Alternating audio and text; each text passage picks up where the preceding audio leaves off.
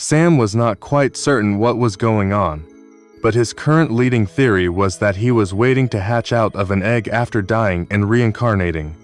His evidence for this? He had been falling in and out of consciousness for an unknown amount of time, and he could feel a hard enclosure around him that grew smaller each time he awoke. His body also felt different from a human's, and it was gradually becoming easier for him to think.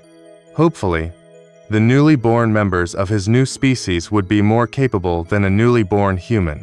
Sam did not want to flop around uselessly for years. Oh, and he also remembered his death. That was a fairly important piece of evidence. One of the benefits of his current circumstances was that he had plenty of time to process his emotions while he was incubating. He had already cried and despaired, and even if he hadn't fully come to terms with his death, he accepted it as something he could not change. Now, most of his focus was on trying to move his new body and escape his prison, but he had no idea how long it would take for him to hatch. He could tell that he had extra limbs, but it was difficult for him to guess what species he had been reincarnated into. Sam hoped he was something awesome, like a dragon. Those extra limbs could be wings, right? While Sam found himself awake, he usually spent his time testing the confines of his prison until he ran out of energy and fell back asleep. It was during the middle of this routine that he felt something prodding at his prison from the outside, causing Sam to feel a thread of panic. I really hope I'm not about to be eaten by some predator before I could start my dragon adventures. As his egg was breached and he saw something aside from darkness for the first time in this life, the first thing Sam felt was disappointment that he wasn't a dragon. He knew he was not a dragon because dragons did not have 8 eyes. The second thing Sam felt was terror because he was being stared at by the hideous face of a giant spider-like creature. Sam felt himself freeze in fear as he was lifted from his egg, viscous liquid still dripping from his body and manipulated back and forth by the giant monster. After a few moments, it seemed as if the creature was satisfied, and it placed Sam down on the floor to move onto another egg.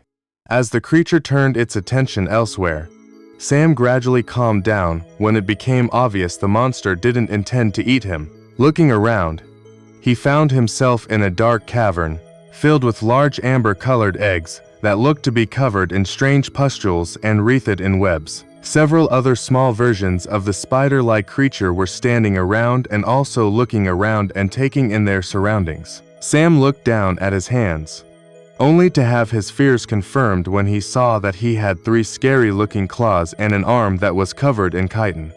Well, this fucking sucks. Why couldn't I have been reborn as something other than some kind of ugly spider monster? He took note of the fact that the other newly born spider monsters seemed to be much more aware of their surroundings than a newly born human would be. Sam was also able to move around with an acceptable amount of dexterity despite not being used to having so many limbs. Unless all of the other spiderlings were also reincarnated individuals, it seemed that the newly born of this species were intelligent and physically capable from the moment they were born. Could be worse, I guess. If these guys are intelligent, then they must have developed some kind of society. And I don't feel mind-controlled. So they're probably not some kind of hive mind. Sam focused on analyzing his surrounding to the best of his ability in order to avoid thinking too hard about his death or his new body. He had done his best to come to terms with his circumstances while he was incubating, but having the harsh reality shoved into his face was not pleasant. If he was going to reincarnate, Sam would have much preferred to be something humanoid. If he couldn't be a dragon,